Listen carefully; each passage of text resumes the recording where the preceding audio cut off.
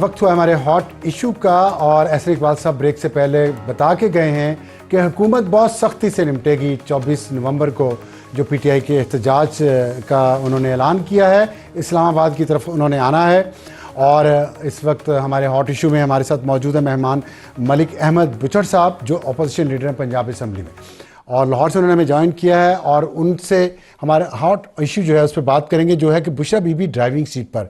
वो इस तरह से कि कल पेशावर में जो मीटिंग हुई है एमएनएस की और एमपीएस की, और जहाँ पे उन्हें हिदायत दी गई है खान साहब की तरफ से, उसमें ये कहा गया है कि तमाम एमएनएस और एमपीएस खुद अपने अपने हलकों से लोगों को लेके लीड करेंगे, और अगर किसी ने लीड ना किया तो उसे आइंदा टिकट नहीं दिया जाएगा। और अगर कोई रहनुमा एमएनए या एमपी एहतजाज से पहले गिरफ्तार हुआ तो उसे भी पार्टी से बाहर समझा जाएगा। मलिक अहमद बुचड़ साहब, अस्सलाम वालेकुम।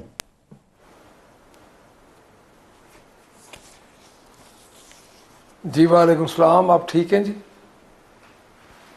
मैं ठीक हूँ और आपकी खैरियत भी नेक मतलूब है। वजह उसकी ये है कि आप ज़ाहिर है इस वक्त टीवी पे आ रहे हैं और हो सकता है कि आप भी गिरफ्तार हो जाएं, लेकिन जो बुशरा बीबी साहिबा का हुक्म है वो ये है कि कोई एमएनए एमपी गिरफ्तार ना हो और लोग लेके वो पहुँचे। क्या आप तक ये हदायत पहुँच गई है?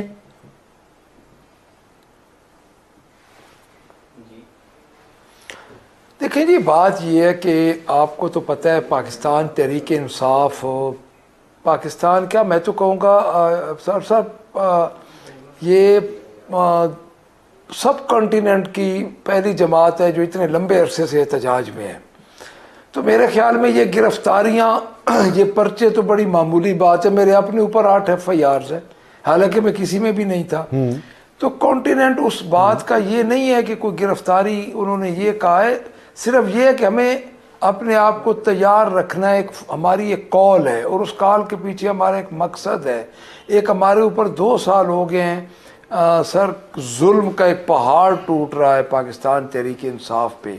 ये एक मिसाल बन चुकी है कि जितना जुल्म हमारे इलेक्टेबल पे, हमारे लीडर्स पे, हमारे वर्कर्स पे, इवन हमारी खवातीन पे जितना जुल्म हो रहा है। तो आप गिरफ्तारियों से नहीं डरते, लेकिन हमें पेशावर से जो खबरें आ रही हैं उसके मुताबिक जो वहाँ पे पीटीआई की लीडरशिप जमा है, उनका ये ख्याल है कि खैबर पख्तूनख्वा के लीडर्स ने, वर्कर्स ने, सपोर्टर्स ने और आम लोगों ने तो बहुत बार एहतजाज किया, इस्लामाबाद भी गए हैं, लेकिन पंजाब की जो लीडरशिप है वो नाकाम हो गई है लोगों को निकालने में और इस्लामाबाद लाने में। और इस दफ़ा चैलेंज जो है वो पंजाब की पीटीआई पे है। आप इस चैलेंज को कबूल करके लोग निकाल के ले आएंगे?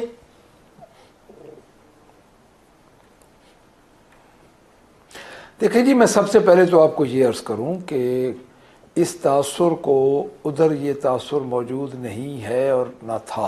पहली बात तो मैं आपको ये अर्ज़ कर दूं, क्योंकि सूबा पंजाब के और KPK के हालात मुख्तलिफ हैं। उसके बाद कौन सी ऐसी पार्टी है जो कि 9 अप्रैल जब रजीम चेंज हुई उससे लेके आज दिन तक पंजाब एहतजाज में खड़ा है? आपके सर देख लें, आपके हमारा संजानी का जलसा हुआ, हमारा सवाबी का हुआ, इवन लाहौर का हुआ। लाहौर का टोटल ऑर्गेनिक क्राउड था। तो मैं ये समझता हूँ कि ये बात करनी कि पंजाब के लोग निकले नहीं, पंजाब के लोग आपको याद है 25 मई को निकले, 9 मई को निकले और फिर 8 फरवरी को भी निकले, जब उन्होंने एक बहुत बड़ा इंतकाम लिया, जिस इंतकाम को चेंज कर दिया गया जब हमारे से हमारी सीटें छीनी गई। तो मैं तो इस बात से जी कतई इतफाक नहीं करता कि पंजाब के लोग नहीं निकल रहे। पंजाब के लोग निकल रहे। हाँ, ये ज़रूर है कि फस्तायत इतनी अरूज पे है और जुल्म इतना अरूज पे है कि कभी कम निकलते हैं, कभी ज्यादा निकलते हैं। लेकिन सर आप तो अभी इस वक्त जो सूरत हाल है, आपने कहा फिस्तायत है, तो फिस्तायत के इस दौर में जब खान साहब की ये कॉल आई है कि मारो या मर जाओ, तो आपकी पार्टी वाकई इस उसूल पर अमल करते हुए निकलेगी और मारेगी या मर जाएगी 24 नवंबर को? एक मैं आपको और क्लियर कर दूं कि ये कॉल मारो या मर जाओ की बिल्कुल नहीं है। हम एक पुरअमन जमात है, हमारा एक हमारा लीडर अंदर है, बेसलेस मुकदमात में अंदर है, आर्टिकल 16 और 17 के तहत हमारा ये फंडामेंटल राइट है कि हम एहतजाज करें, पुरअमन एहतजाज करने जा रहे हैं। और उसके बाद हमारे एहतजाज का मेन जो कंटेंट है वो ये है कि हम उन बेसलेस मुकदमात में अपने लीडर की रिहाई करवाएं। दूसरी जो जुडिशल कू हो चुका है, जो 26th अमेंडमेंट हुई है, हम उसके खिलाफ एहतजाज करें, जो महंगाई है हम उसके खिलाफ एहतजाज करें। तो ये मारो या मर जाओ वाली जो है, ये तो मैं अब बिल्कुल इसको ये नहीं कहूंगा कि ऐसी को हमें हिदायत मिली है। हमारी ये कॉल, ये नई बात फाइनल एक आई है कह ले, और अच्छी बात जाके हमने बैठना है, फाइनल पॉलिसी है। ठीक है, ठीक है। अच्छा, अभी आज शाह महमूद कुरैशी साहब ने मीडिया से बात की, फाइनल कॉल इस सेंस में है और कि हमें जी फरमाइए। जी, मैं अर्ज कर रहा हूं कि फाइनल कॉल इस सेंस में है कि अभी तक हमें जो इंस्ट्रक्शंस मिली हैं वो है कि आपने इस्लामाबाद पहुंचना है। उसके बाद जो बानी चेयरमैन हमें बानी पीटीआई हमें इंस्ट्रक्शन देंगे उसके मुताबिक हमने अमल करना है। तो फिलहाल इस वक्त तक तो ये इंस्ट्रक्शन है कि हमने इस्लामाबाद पहुंचना है और पहुंच के हमने पुरअमन तरीके से अपना धरना देना है। शाह महमूद कुरैशी साहब ने आज कोट लखपत जेल के बाहर मीडिया से बात की और शिकवा की। उन्होंने कहा है कि यहाँ पे यास्मीन राशिद, एजाज चौधरी, मियां महमूद रशीद, उमर सरफराज चीमा भी हैं और उन्होंने उमर अयूब, बैरिस्टर गौहर, सलमान अकरम राजा, शेख वकास अकरम साहब को कहा है कि आप लोग कभी आए नहीं है जेल में हम लोगों से मिलने। तो ये शिकवा उनका बजा है, आप लोग क्यों नहीं गए उनसे मिलने?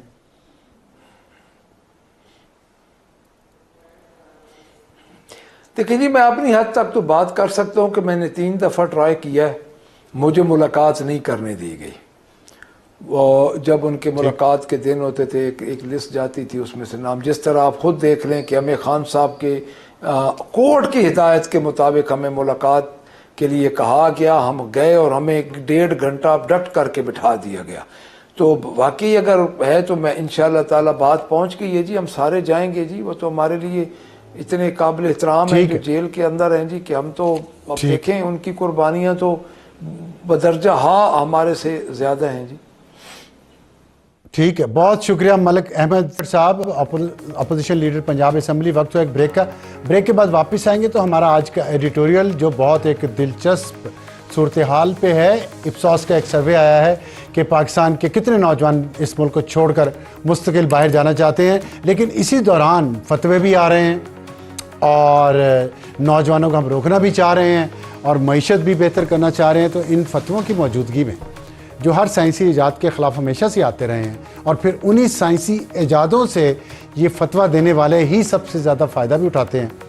एक छोटे से ब्रेक के बाद और आज का हमारा एडिटोरियल है फतवे, नौजवान और मईशत।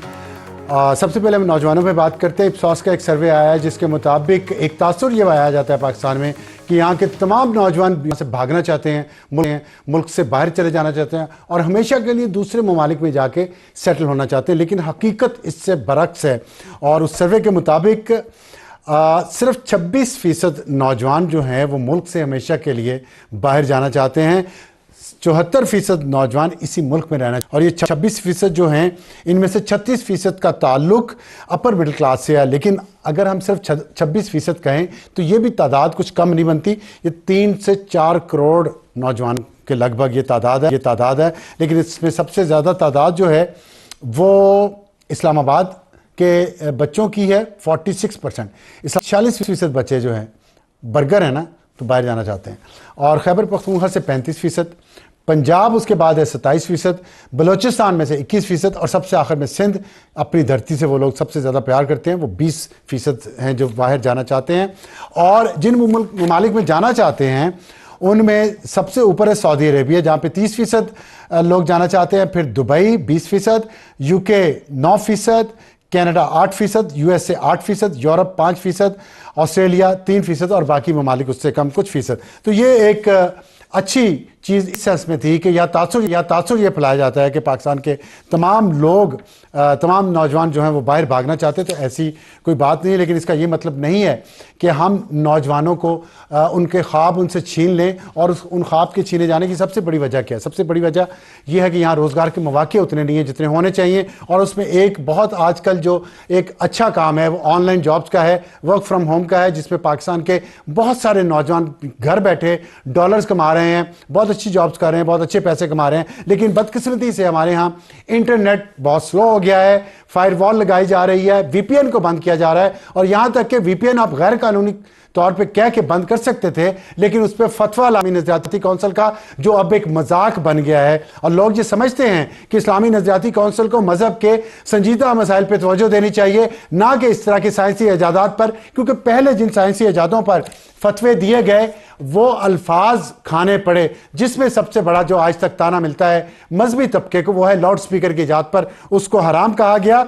और अब सबसे ज़्यादा इस्तेमाल लाउड स्पीकर का ये मजहबी तबका करता है। तो मेरे ख्याल में वीपीएन साइंसी इजादात में से अगर इस्लामी नजरियाती काउंसिल अपने आप को अलग रखे और इसको कानून और आइन के दायरे से देखे तो ज़्यादा मुनासिब होगा। और नौजवानों को कुछ करने दे, सऊदी अरब से सीख ले कुछ, वो देखे कहाँ से कहाँ ले गए अपने माशरे को। और एक हम हैं कि 18वीं सदी में बैठे।